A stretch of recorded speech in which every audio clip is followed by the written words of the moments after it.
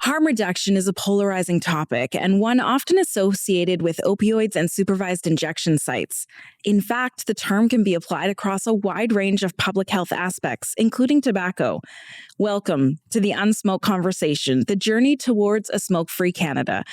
I'm your host, Melanie Nicholson, and today we welcome Belinda Fox to the conversation. Belinda is a director at the Less Harmful Coalition, a nonprofit in Canada with a vision to take pragmatic approaches to substance use. Belinda has more than 25 years in communications and stakeholder engagement and specializes in finding common ground on important issues such as tobacco harm reduction. Thank you for joining us, Belinda. Thank you for having me, Melanie. I'd love to start by talking about harm reduction in general. So for those unfamiliar with the term, what is harm reduction? Yeah, so harm reduction is an evidence-based, person-centered approach that seeks to reduce the health and social harms associated with risky behaviors, such as substance use, by offering less harmful alternatives. And as you indicated, include a range of substance use disorders such as opioids and smoke. So when you look at tobacco harm reduction, it's a very interesting area to learn more about. Can you tell us a bit about what drew you to tobacco harm reduction initially?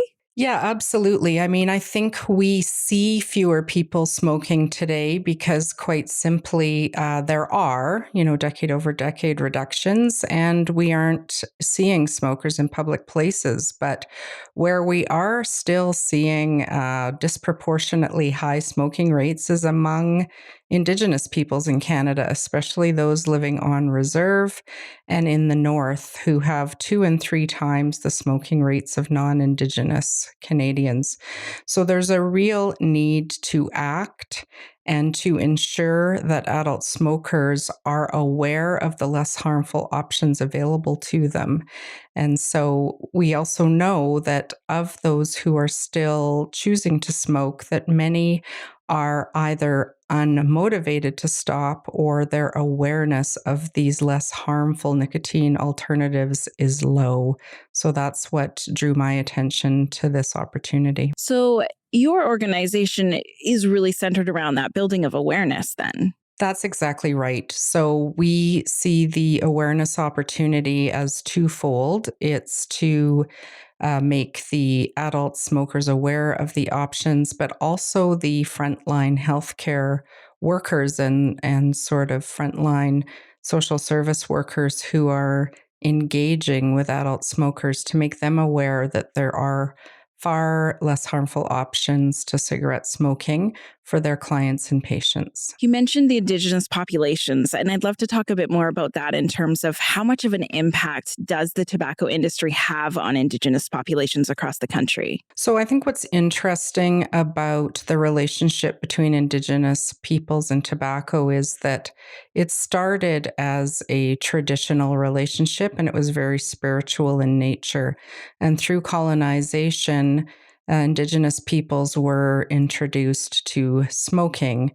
And unfortunately, those smoking rates, as I indicated, especially on reserve and for Inuit people living in the north, are quite high, 2 to 3 times higher than non-Indigenous Canadians. So the opportunity with Indigenous peoples is to try to restore those traditional spiritual relationships with tobacco and move away from the harmful aspects of the plant, which comes through the combustion of it in smoking. I've heard a bit about the Less Harmful Summit, and I know that's coming up this fall. Can you tell us a bit more about the Less Harmful Summit? What's the goal of this conference? Yeah, we have a full day conference planned for October 26th in Toronto. It's both in person and virtually.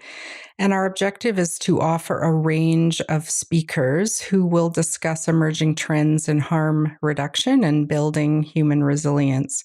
So we really want to combine those integrated complementary subject matter experts, including people with lived experiences, to offer pragmatic advice to those working in the fields of mental health and addiction. And is the hope that then they take that knowledge, that experience back into their different industries to elevate the conversation even more? Absolutely. It continues to surprise me how few people in the medical field have such low awareness of harm reduction alternatives. And that's, expands beyond tobacco harm reduction to managed alcohol programs, homelessness, etc. So there is lots of work to do around education and advocacy and harm reduction in general. Can you talk a bit about why you've taken the approach to create and develop relationships with large industries such as the tobacco industry? Yeah, absolutely. So we see the producers of substances as key stakeholders in the harm reduction narrative. And we believe that those companies have a social responsibility to contribute to harm reduction education and advocacy. That's fantastic. And I'd like to just wrap up with what impact would you like to have in the tobacco harm reduction field? I would like to help Canada attain its goal of reducing tobacco use to 5% or less by 2035.